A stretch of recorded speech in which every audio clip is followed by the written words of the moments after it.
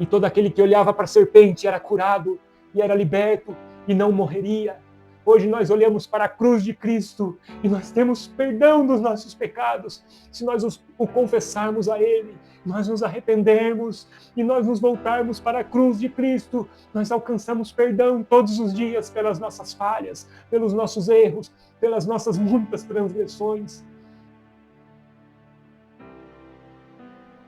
Olá, meus amigos e irmãos.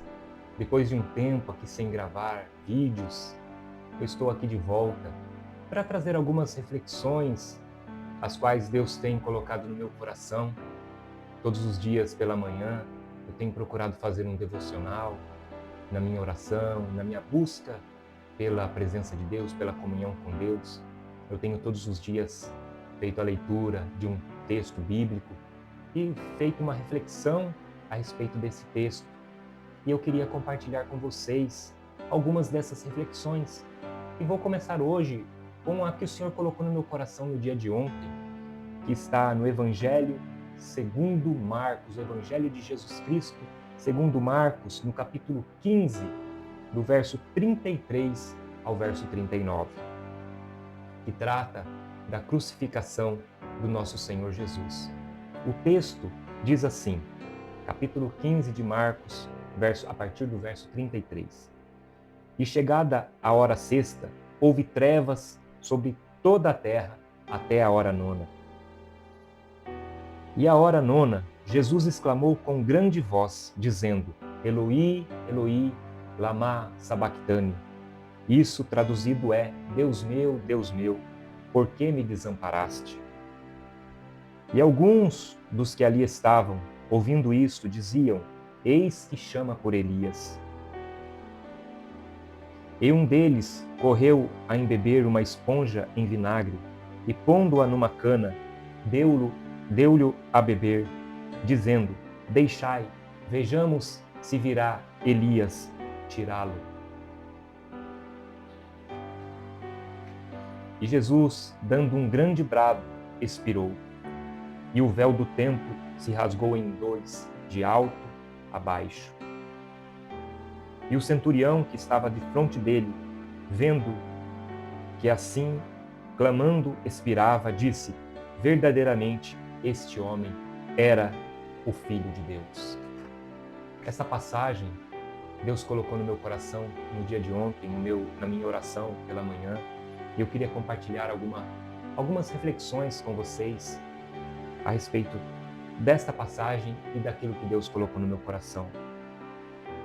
Diz assim, no verso 33, e chegada a hora sexta, houve trevas sobre toda a terra até a hora nona.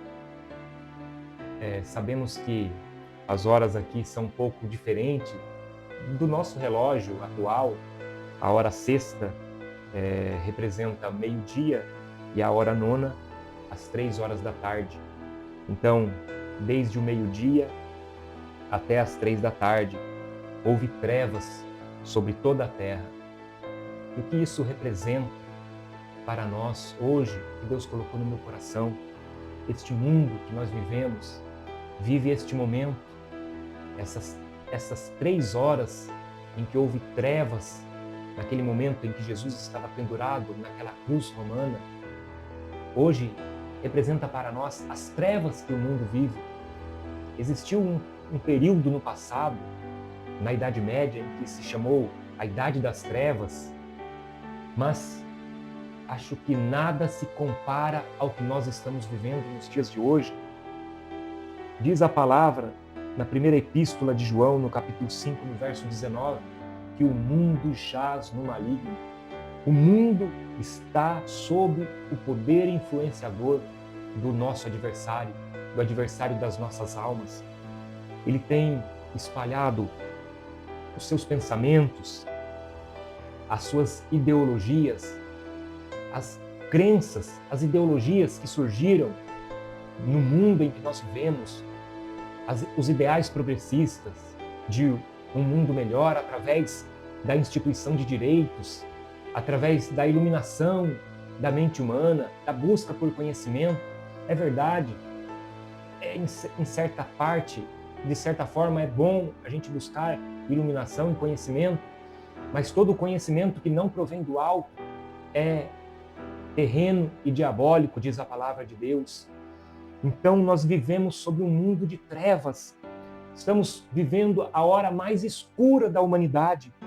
O sistema de crenças, o sistema de valores que nós estamos vivendo, que está sendo disseminado sobre as mentes das nossas crianças, sobre as mentes de toda a humanidade, apesar de exteriormente parecer bom, uma luta por direitos, ideais, ideologias de um lado, ideologias de outro, buscando direitos, mas não conseguem esconder aos olhos dos cristãos que essas ideologias estão trazendo escuridão sobre a terra.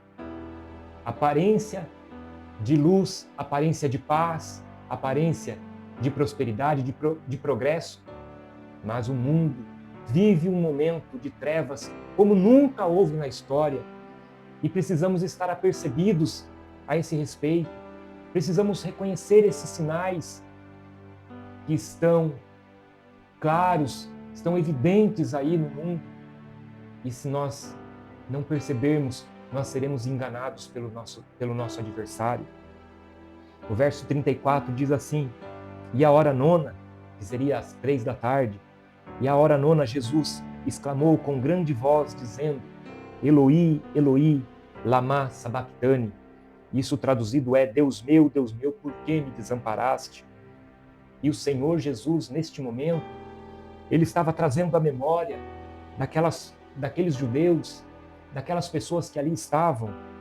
Ele estava trazendo à memória o Salmo 22, que inicia com esta frase: Deus meu, por que me desamparaste? Os Salmos, que era o livro de cânticos dos judeus, esses salmos que nós conhecemos, eles já existiam. Porém, os títulos que nós temos lá nos Salmos, no nosso livro, na nossa Bíblia, não é os mesmos títulos que eles tinham naquela época. Naquela época eles conheciam cada salmo pelo seu primeiro versículo. E o Senhor Jesus, ao recitar o primeiro versículo do Salmo 22, Deus meu, por que me desamparaste?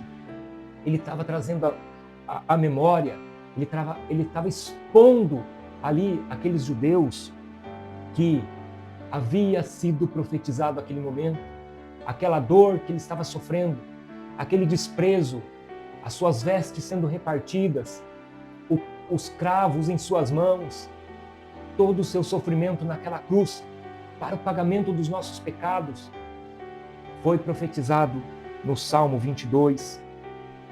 E o Senhor Jesus dava um exemplo também glorioso que todo cristão deve seguir, que era viver pela palavra de Deus. A todo momento, o Senhor Jesus utilizava a palavra de Deus para responder às tentações, para confrontar os mestres, os escribas, os fariseus daquela época. O Senhor Jesus sempre usou as Escrituras.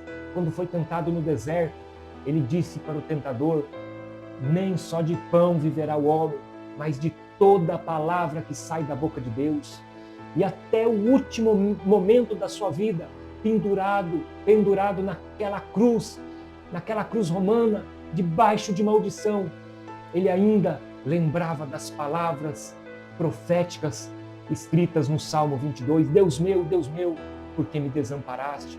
Que inicia, em verdade, com um grito de desespero de alguém que acredita estar sendo desamparado.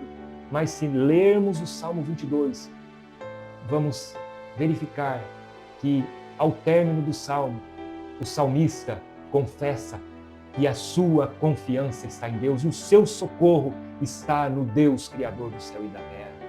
E esse Jesus deu esse exemplo para nós até na hora da sua morte. No verso 35 diz assim: e alguns dos que ali estavam, ouvindo isso, diziam: eis que chama por Elias. Eles, vendo o Senhor Jesus falar Eloi, Eloi, né? Ou em algumas outras traduções, Eli, Eli, lama sabachthani, achavam que este Eli, ele estava clamando por Elias. pelo profeta Elias. É assim, as pessoas que não têm Deus como o seu Deus, não têm o Senhor Jesus como o seu único, suficiente Salvador, como o seu único guia, eles normalmente, na maioria das vezes, eles acreditam que o socorro virá da parte humana, virá de algum homem, virá de coisas terrenas. Eles não compreendiam. Eles acreditavam que o socorro poderia vir de Elias. Jesus estava clamando por Elias, mas não. O Senhor estava clamando pelo Deus, Criador do céu e da terra. E o Senhor, assim, como sempre falava por parábolas, aqueles que estavam ali à sua volta e que não eram seus, que não creram na sua mensagem, não compreendiam a sua voz, não compreendiam, ouviam, mas não enxergavam. Como diz em Isaías, capítulo 6, no verso 9, vendo não veem, e ouvindo, ouvem, mas não entendem. Eles não compreendiam a voz do Senhor Jesus ali na cruz, eles não entendiam, achavam que ele estava clamando por Elias, quando naquele momento ele estava clamando pelo Pai, pelo Deus Todo-Poderoso. Mas é assim, a mensagem de Jesus, ela é incompreensível para aqueles que não creem, para aqueles que não aceitam a mensagem da cruz, que não aceitam o Evangelho, o verdadeiro Evangelho de Jesus Cristo, que traz salvação para nossas almas. Na primeira epístola de Paulo aos Coríntios, no capítulo 1, verso 18, diz: a mensagem da cruz é loucura para os que estão perecendo, mas para nós, os que estamos sendo salvos, é poder de Deus. A mensagem da cruz, o Evangelho, para nós é poder de Deus, mas para aqueles que não creem, eles ouvem a mensagem, mas acham loucura. Não é assim? Se falarmos da cruz de Cristo, os homens acham loucura. Como adorar um Deus que morreu numa cruz? Foi assim para os judeus, foi assim para os gregos, e é assim nos nossos dias. As pessoas querem adorar os influenciadores digitais que têm uma vida próspera, que ganham dinheiro, que andam em carros milionários, que têm mansões milionárias. Eles não querem seguir um Deus que se fez homem e que se humilhou até a morte de cruz. Eles não querem seguir esse Deus. Mas nós que cremos na mensagem, devemos crer que este Jesus, que foi crucificado, ao terceiro dia ressuscitou e um dia voltará, triunfante e glorioso. Aí as coisas dessa terra, os milhões, as mansões, os carros luxuosos, todos ficarão para trás. E o que importará, a única coisa que importará, será as coisas celestiais. Só isso que importará na nossa vida. No verso 36 diz assim: e um deles correu a embeber uma esponja em vinagre, pondo-a numa cama, deu-lhe a beber, dizendo: deixai, vejamos se virá Elias a tirá-lo. É aquilo que eu já falei. Quase sempre os homens imaginam que o socorro que virá na nossa vida vai ser um socorro humano. Alguém vai nos ajudar, alguém que tem mais condições vai nos socorrer. Mas o nosso socorro vem do Senhor, que fez os céus e a terra. Bem-aventurados são aqueles que confiam no Senhor e que nele esperam. O Salmo 20, no verso 7 diz que uns confiam em carros, outros em cavalos, mas nós faremos menção do nome do Senhor nosso Deus. Os homens de hoje confiam nos seus dinheiros, nas suas riquezas, mas nós confiamos que a nossa salvação, que a nossa justificação, que a nossa honra virá daquele que morreu por nós no madeiro da cruz. Isaías, no capítulo 40, verso 31, diz assim: mas os que esperam no Senhor renovarão as suas forças e subirão com asas como a águia, correrão e não se cansarão, caminharão e não se fatigarão. Glória ao nome do Senhor, glória ao nome daquele que deu a vida por nós, que nos amou ainda nós sendo pecadores. É Ele que trará socorro na nossa vida. Não coloque a sua confiança nas coisas dessa vida, nas coisas que perecem, que a traça corrói, que a ferrugem corrói e que os ladrões minam e roubam, mas coloque a sua confiança nas coisas celestiais, nas coisas que são do alto, onde Cristo está sentado à destra de Deus. No verso 37 diz, e Jesus, dando um grande brado, expirou. Jesus, naquele momento, ele deu um brado, que aqui no Evangelho de Marcos não está escrito qual foi esse grito, qual foi esse brado, mas no Evangelho de João, no capítulo 19, verso 30, diz que ele gritou, está consumado, que no grego é tetelestai, está consumado. Naquele momento, quando ele expirou e gritou que estava consumado, ele quis dizer que o nosso débito, a nossa dívida estava paga para com Deus, que a justiça de Deus estava sendo feita, a justiça de Deus estava sendo satisfeita. Nós, com todas as nossas forças, com todas as nossas obras de justiça, não conseguiríamos pagar a nossa dívida, os nossos pecados.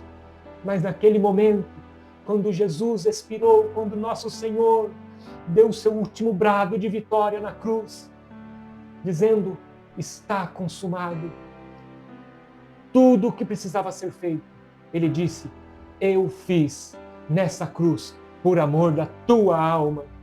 Glória ao nome do Todo-Poderoso, glória ao nome do Deus que nos amou. O Senhor deu a vida por nós. Ele pagou o preço que nós não poderíamos pagar. Ele se sacrificou a si mesmo, o justo pelos injustos, para que nós tivéssemos vida novamente, para que nós fôssemos reconciliados com Deus. No verso 38 diz, e o véu do templo se rasgou em dois, de alto a baixo. Glória ao nome do Senhor. O véu do templo era uma grossa cortina que dividia o lugar santo do lugar santíssimo no templo de Salomão. O lugar santíssimo era um lugar que só o sumo sacerdote poderia entrar uma vez por ano.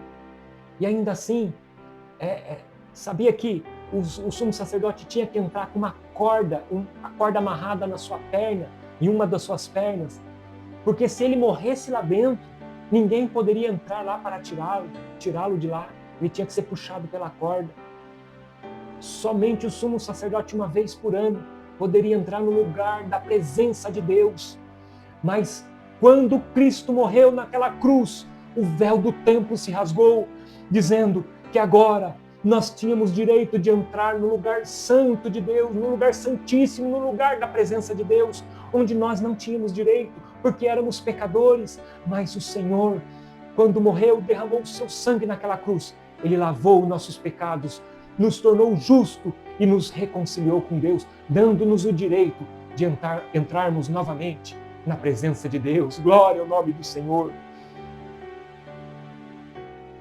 Hebreus capítulo 10, no verso 19 e 20, diz assim, tendo, pois, irmãos, ousadia para entrar no Santo dos Santos, pelo sangue de Jesus, pelo novo e vivo caminho que Ele nos consagrou, pelo véu, isto é, pela sua carne. Agora, nós temos acesso direto à presença de Deus. Não precisamos mais do sumo sacerdote para fazer sacrifícios pelos nossos pecados, porque Jesus, o sumo sacerdote, ofereceu um último sacrifício de uma vez por todas, para pagar o meu e os teus pecados, tanto os passados como presentes e futuros. Nós agora temos acesso direto a Deus. Temos um único mediador, que é Cristo, o justo. Cristo, o nosso sumo sacerdote. Ele é o nosso único mediador. Não precisamos correr aos pés de um santo, de uma santa de Deus, ou para os pés de alguém que pode orar por nós para perdoar os nossos pecados.